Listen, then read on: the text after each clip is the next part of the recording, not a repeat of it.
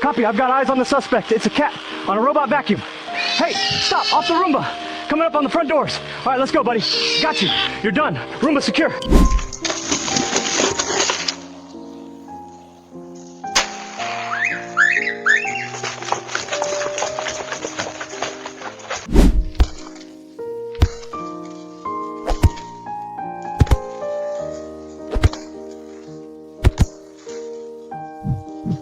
Is that an orangutan on a bike? Oh my gosh, he's actually riding it. Listen to it. Whoa! No way! He just pulled a wheelie! Girl fell off! Oh!